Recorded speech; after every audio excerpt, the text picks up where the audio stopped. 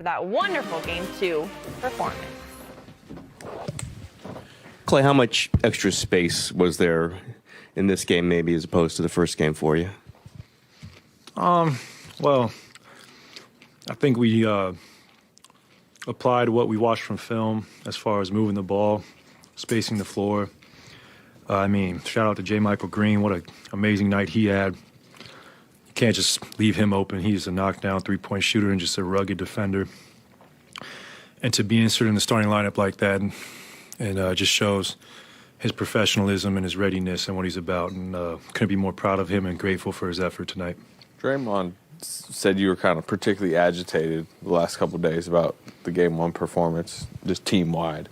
What about it, besides the loss, really ticked you off? I didn't play well, personally. I thought I let my guard down. I thought we let one slip away, but, we did our jobs tonight, and we know how well this team plays at home, so we got to go to L.A. with the same mindset as far as physical defense, ball sharing, and having fun and just being, us older guys just being the leaders we are. Clay, Steve has often referred to your 37-point quarter back in the day as a religious experience. When you go off like you do and knowing how spiritual you are, what are these moments like when you hit a three, run over to the crowd, got them all fired up on a timeout? You jump differently when you're in that zone. Yeah, I see moments you work for. You might not see them all the time when you're in the gym, when you're conditioning, running 1,000 miles, but those short moments of, euphoria and that flow state where you just feel like you can't miss make all those hard days more than worth it. And I was just trying to get the crowd going, and it's always fun when you shoot the ball well, but it's even better when you couple that with a win. Is it me? Okay.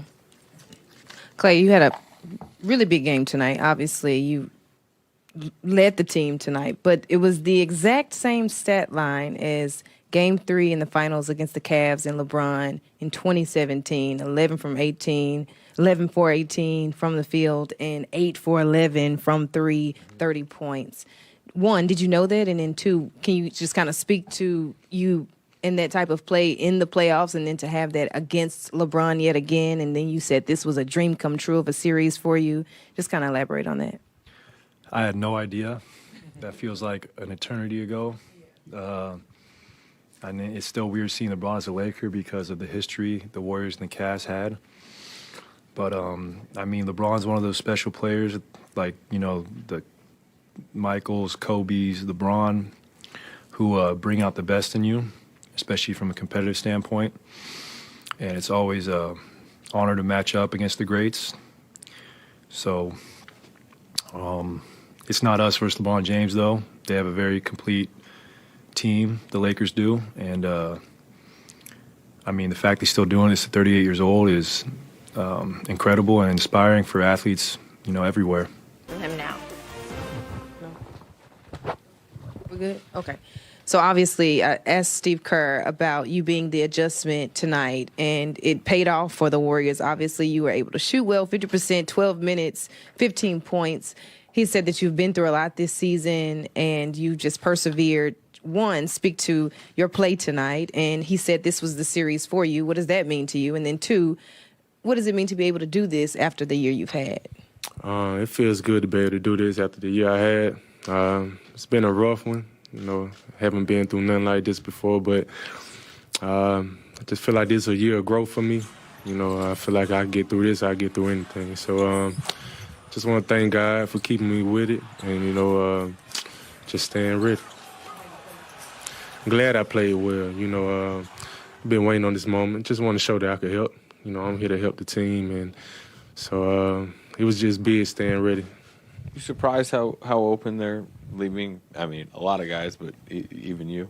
I really don't care. They can continue to do that. Keep us open. Yeah. That's obviously why they made the adjustment, right, to get your shooting out there.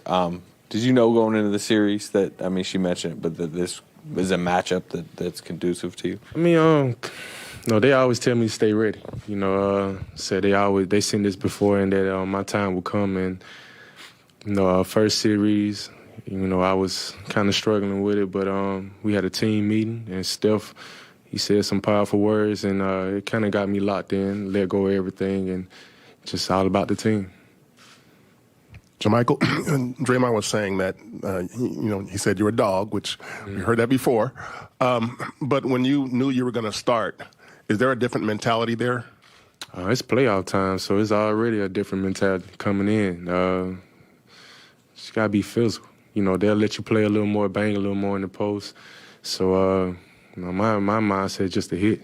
I just want to be physical out there and just hit whoever come through that lane. And what did you think after you guys lost game one? What was going through your mind when you guys lost that? Physicality. They punched us in the mouth first. AD had, 30 and 20. We can't let that happen. Their role players got going. So we knew coming in tonight that we had to step up the physicality. JaMychal here. Ruth for Sports Media. Going into a game like tonight after losing game one and the adversity that comes with it, how do you prepare yourself mentally for tonight to be able to make the impact that you did? It was a quick turnaround for game one. The game schemes had to change. We were used to some things with sack. So with the quick turnaround, we would just organize a little bit sometimes. So, having another day to watch film and understand the team, I think it helped us out a lot.